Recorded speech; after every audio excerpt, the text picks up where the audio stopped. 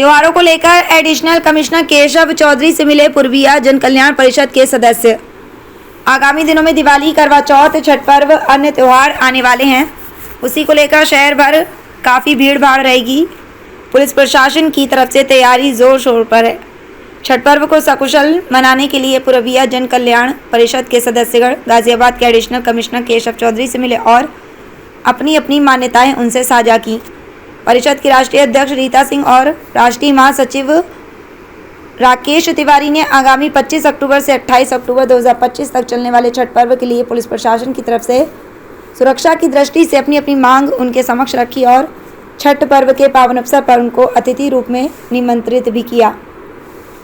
Additional commissioner Keshav Chaudhary ने police प्रशासन की तरफ से सभी को सुरक्षा की दृष्टि लिहाज से आश्वासित भी किया। पुलिस प्रशासन सुरक्षा की दृष्टिकोण से प्रत्येक बिंदु का ध्यान रखते हुए इस महापर्व को संपूर्ण कराएगा। परिषद की राष्ट्रीय अध्यक्ष रीता सिंह ने कहा कि ये पर्व एक ऐसा कल्याणकारी पर्व है जहां भगवान सूर्य को उदय और अस्त होते हुए पूजा जाता है, वरना एक कहावत तो ऐसी भी है जहां उगते सूरज को ही सब प्रणाम करते हैं। उन्होंने बताया कि पूर्व में उन्हें अधिकारियों से मदद के लिए बड़ी परेशानियों का सामना करना पड़ता है। जब से उन्हें तत्कालीन सांसद जनरल वीके सिंह की आज वर्तमान में राज्यपाल हैं जो उसका समर्थन प्राप्त हुआ, तब से उन्हें किसी प्रकार की दिक्कत का सामना नहीं करना पड़ा। जनरल वीके सिंह का उनके समुदाय ने दिल से धन्यवाद किया और एडिशनल कमिश्नर केशव चौधरी और पुलिस प्रशासन गाजियाबाद से आश्वासन मिलने का धन्यवाद किया। पूर्विया जन कल्याण परिषद के सभी सदस्यों ने एक सुर में छठी मैया के जयकारे का उद्घोष किया। गाजियाबाद से सुधाकर सिंह की रिपोर्ट। करवा चौथ समेत दिवाली पे पर्व नजदीक है, ऐसे में बाजारों में काफी भीड़ देखी जा रही है। महिलाएं भी बाजार में खरीदारी करती दिखाई दे रही है। क्या कुछ विशेष इंतजाम गाजियाबाद पुलिस कमिश्नर द्वारा किए जा रहे हैं? अभी आगामी दिनों में करवा चौथ, दीपावली और छठ का पर्व होना है और सभी पर्वों को कुशलता से संपन्न कराने के लिए सभी अधिकारियों को, थानाध्यक्षों को निर्देशित किया गया है। बाजार में महिलाओं का आवागमन बना रहता है। साथ ही दिवाली में खरीदारी करने लोग निकलते हैं, तो बाजारों की सुरक्षा और महिलाओं के आवागमन में किसी प्रकार की कोई बाधा या व्यवधान उत्पन्न न हो, इसके लिए हमारी एंटी वुमेन स्क्वाड भी तैयार है और उनको भी जगह जगह जहाँ पर भी बाजार है या महिलाएं आती जाती हैं वहाँ पर भ्रमण करके उनकी सुरक्षा को सुनिश्चित करने के निर्देश दिए गए हैं। सशक्तिकरण के माध्यम से महिलाओं की सुरक्षा को और बेहतर तरीके से सुनिश्चित किया जा रहा है। सभी अधिकारी, हम सभी लोग दिल में रख के सभी त्योहारों को, पर्वों को कुशलता से संपन्न कराएंगे।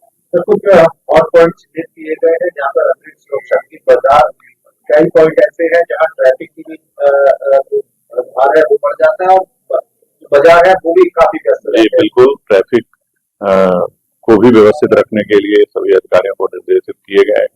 जो डीसीपी ट्रैफिक है और उनकी पूरी टीम है, उन्होंने उनको जो भी हॉट स्पॉट्स हैं, चाहे वो ट्रैफिक से रिलेटेड हो, चाहे वो अन्य जो पर्व त्योहार और बाजार की खरीदारी से रिलेटेड हो या दीपावली से संबंधित हो, छठ के घाट हैं, सभी जगहों पे जो है पर्याप्त सुरक्षा के प्रबंध किए जा रहे हैं। सर, गोल्ड की खरीदारी भी ऐसे में होती है, तो सराफा बाजार की सुरक्षा को लेकर अलग से क्या रात्रि गश्त बढ़ाई गई है?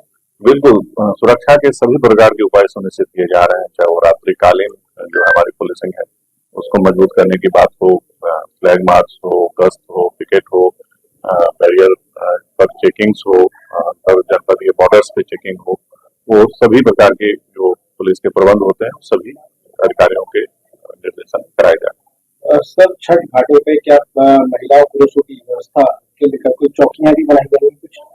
बिल्कुल, छठ में जो भी व्यवस्थाएं हैं वहाँ पर भी पर्याप्त प्रबंध किए जाएंगे। वहाँ भी महिलाएं आती हैं, प्लस ट्रैफिक का की भी उसमें व्यवस्था करानी रहती है, वो सारी व्यवस्थाएं कराई जाएंगी। मैम, पहले तो आप अपना परिचय बता दीजिए। नमस्कार, मेरा नाम रीता सिंह है। मैं पूर्विया जन कल्याण परिषद की राष्ट्रीय अध्यक्ष हूँ। अच्छा मैम, छठ की तैयारियों के लिए आप लगातार अधिकारियों से मिल रहे हैं, किस तरीके की व्यवस्था चाहते हैं और पहले और आपकी व्यवस्थाओं में कितना अंतर देखना चाहेंगे? देखिए, ये महापर्व है, एक यही ऐसा पर्व है जो उगते हुए सूरज को भी प्रणाम करते हैं हम और डूबते हुए सूरज को भी प्रणाम करते हैं। वैसे इंसान हमेशा बढ़ते हुए लोगों को या उगते हुए सूरज को ही प्रणाम करना चाहता है, पर ये छठ ये संदेश देती है कि नहीं, हम अपने से ऊपर वालों को अगर पूज रहे हैं तो जो नीचे हैं उन्हें भी हम किसी तरह छोड़ेंगे नहीं। रही अधिकारियों की बात, पहले हम लोगों को बहुत संघर्ष करना पड़ा छोटे छोटे काम कराने के लिए, पर जनरल वीके सिंह का मैं धन्यवाद कहूंगी, जब से वो उन्होंने हमारी कप्तानी स्वीकार की और वो इसके अगुआ बने, तब से नगर निगम, पुलिस डिपार्टमेंट और सफाई कर्मचारी, जीडीए, कोई ऐसा महात्मा नहीं है जहां से हमें असंतुष्ट होना पड़ा है।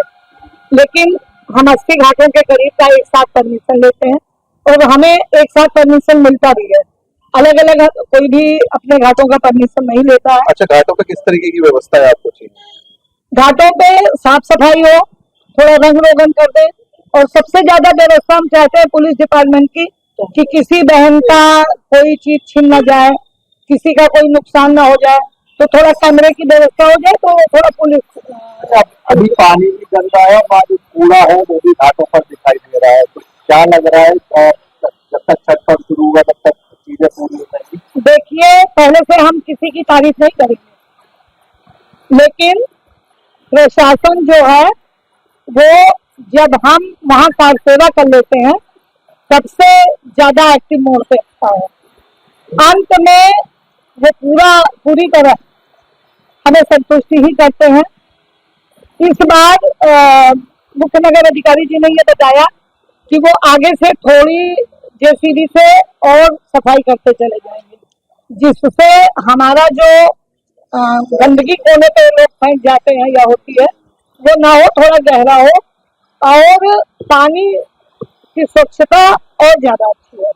तो ये तो वक्त बताएगा। जो पॉल्यूशन लेवल है वो लगातार पानी में दिखाई दे रहा है, ऐसे में पानी में खड़े होकर पूजा करनी पड़ती है, उसका आचमन भी किया जाता है, तो क्या लगता है साफ पानी की मांग होनी चाहिए और प्रशासन को उपलब्ध कराना चाहिए? नहीं, हम साफ पानी की मांग हमेशा करते हैं, इस बार भी कर रहे हैं। अब की बार ये नहीं, हमारी कोशिश रहेगी कि वो 3-4 दिन पहले पानी गंगा आकर छोड़ते हैं, तो हम लोगों ने मुख्य नगर अधिकारी से निवेदन किया है कि इसे 2-3 दिन और पहले छोड़ेंगे तो ऊपर की सतह में गंदा पानी रह नहीं जाता है। आपने देखा होगा कि छठ अब पूजा आने वाली है और ऐसे में हिंडन की जो फिर से पानी की मांग को स्वच्छता को देखा जा रहा है, तो क्या ये जल क्या ऐसे में ही स्वच्छ होना चाहिए? क्या ऐसे स्वच्छता का अधिकार नहीं है? नहीं, हमेशा स्वच्छ होना चाहिए, लेकिन जैसे हम अभी दिवाली आ रही है, अपने घर का विशेष हम अपना घर बहुत स्वच्छ करते हैं, लेकिन जब दिवाली आती है तो हम हर कोना झाड़ते हैं। उसी तरह हम मानते हैं कि स्वच्छता तो हमेशा होनी चाहिए, लेकिन ये जो पर्व है इसमें विशेष ध्यान इसलिए देना चाहिए कि ये कई लाखों लोगों का पर्व है, उनके आस्था का और उसका प्रतीक है।